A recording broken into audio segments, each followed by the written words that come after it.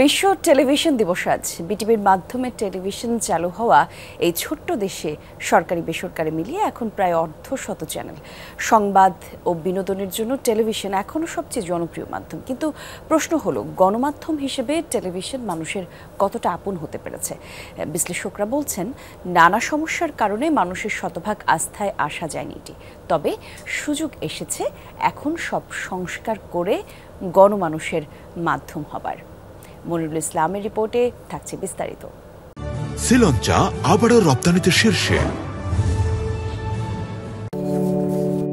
1926 সালে টেলিভিশন উদ্ভাবন করেন জন লোগি বেয়ার্ড। কালের পরিক্রমায় 1964 সালে বাংলাদেশ টেলিভিশন যাত্রা শুরু করে সাদা কালো সম্প্রচার দিয়ে। 1980 সাল থেকে শুরু হয় রঙিন সম্প্রচার। বর্তমানে সরকারি টেলিভিশন চ্যানেল 3টি আর 50টির মতো বেসরকারি টেলিভিশন চ্যানেল অনুমোদন পেয়েছে।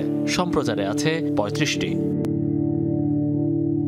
কিন্তু অনেক কিছু থেকেও যেন কিছুই নেই। টেলিভিশন মিডিয়ায় সংবাদ পরিবেশন ও বিনোদনের দুটি জগৎ থাকলেও তা নিয়ে আছে মিশ্র অভিজ্ঞতা। কোনোভাবেই যেন মন কাটতে পারছে না দর্শকের। বিটিভি পরে যখন নতুন করে প্রাইভেট টিভি চ্যানেল শুরু হলো, শুরুর দিকে কিন্তু একটা দারুণ প্রত্যাশা মানুষের মধ্যে কিন্তু তৈরি হয়েছিল। তারপরে কিন্তু ধাক্কা খেয়েছে। বিশেষ রাজনৈতিক দল যারা করতে পারবে তারাই হয়তো একটা লাইসেন্স নিয়ে রাখলো, তারপরে নেওয়ার পরে তারা আবার একটা মালিক খুঁজতো। এই সরকার যিনি লাইসেন্সটা পেলেন এবং মালিক, এই তাদের একটা ট্রাইপার্টাইট রিলেশনশিপ তৈরি হয়, ত্রিপক্ষীয় সম্পর্ক তৈরি হয়, এবং এর মধ্য দিয়ে স্বাধীন সাংবাদিকতা করা সম্ভব না। সমস্ত মিডিয়াকে সবার আগে মনে রাখতে হয়েছে যে ফ্যাসিবাদী রেজিমকে হ্যাপি করতে হবে, তারপরে অন্য আলাপ, এমনকি নিজের মুনাফার আলাপটাও পরে। নিজের যদি অস্তিত্বটা রাখতে হয়, লাইসেন্সটা রাখতে হয়, তাহলে সবার আগে আমাকে ওই দিকগুলো দেখতে হবে, যেটা টেলিভিশনের সাথে মিডিয়ার সঙ্গে হয়তো যায়ই না, এটা তার কনসার্ন হওয়ার কথাই না। গণমাধ্যম নিয়ে বহুদিন শিক্ষকতা করা এই দুই অধ্যাপকের মতে এখন সময় এসেছে সংস্কারের। ঘুরে দাঁড়াতে হবে টেলিভিশন শিল্পকে। টেলিভিশনের যে অভ্যন্তরীণ কাঠামো, সেটা নিয়ে ভাবতে হবে। আমাদের অভ্যন্তরীণ কাঠামোর গণতন্ত্রায়নের দরকার আছে।